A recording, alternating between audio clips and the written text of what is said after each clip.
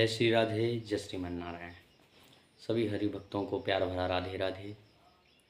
आज हम वास्तुशास्त्र के हिसाब से एक विषय पर चर्चा करते हैं कि जैसे हमने एक प्लाट लिया और उसमें हम बोरिंग करवाना चाह रहे हैं, या आपकी जो ज़मीन है कुआं खुदवाना चाहते हैं, तालाब खुदवाना चाहते हैं या बोरिंग करवाना चाहते हैं, उससे संबंधित आपका जो मकान है तो क्या है, उसकी सही दिशा निर्देश ज़रूरी है।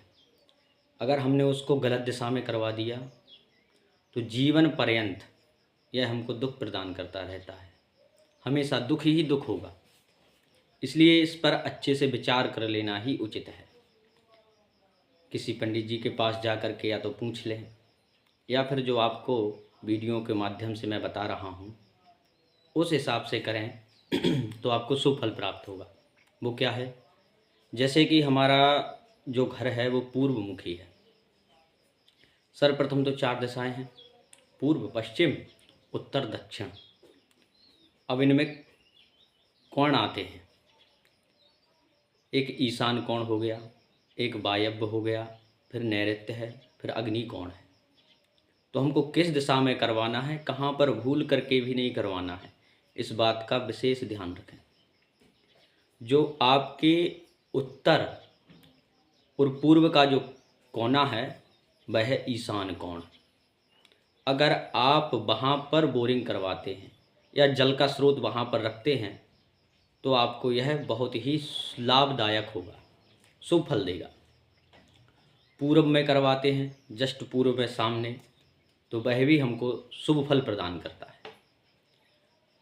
अगर आपने दक्षिण में करवा दिया तो यह आपको अशुभ फल दे देगा। इसलिए भूल करे के भी दक्षिण में हमको जल का स्रोत नहीं रखना चाहिए। और जो दक्षिण दिशा है और जो पूर्व दिशा है, जो उसका बीच का जो कोना है वो है अग्नि कोण। अगर आपने उस दिशा में भी जल का स्रोत रखा तो वह भी आपको हानिकारक ही होगा, आपकी संतति के लिए लाभदायक नहीं होगा, संतान के लिए कष्ट होगा। अगर उससे हम अब आगे चलें तो आता है क्या, नैऋत्य कोण। जो पश्चिम और दक्षिण का जो कोना है, अगर उसमें आपने बोरिंग करवा दिया तो जो ग्रहकर्ता है, जो घर का मुखिया है, उसके लिए हानिकारक होता है। इसलिए वहाँ भी हमको भूल करके भी नहीं करवाना चाहिए। अब उसके बाद में आए हम पश्चिम दिशा पर। अगर पश्चिम में है तो वह शुभ फल प्रदान करता है, ठीक है, आप वहाँ करवा सकते हैं। और उससे आगे चले तो वायव्य कोण आता है।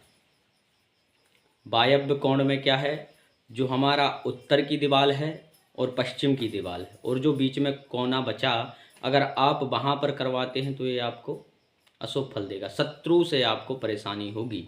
इसलिए हमको वायव्य में भी नहीं करवाना चाहिए। और फिर है उत्तर दिशा।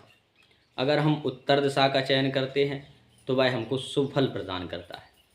अतः हमको घर में जल का स्रोत, चाहे खेत पर आप कुआं, तालाब जो भी निर्माण कर रहे हैं, या घर में आप बोरिंग निर्माण कर रहे हैं, तो आपको ध्यान रखना है कि ईशान कोण और पूर्व और उत्तर और पश्चिम, इस जगह पर आप जल का स्रोत रखें तो आपके जीवन में हर्षोल्लास होगा और ग्रह क्लेश कभी भी नहीं हो सकता। आपकी संतान भी सुखी रहेगी।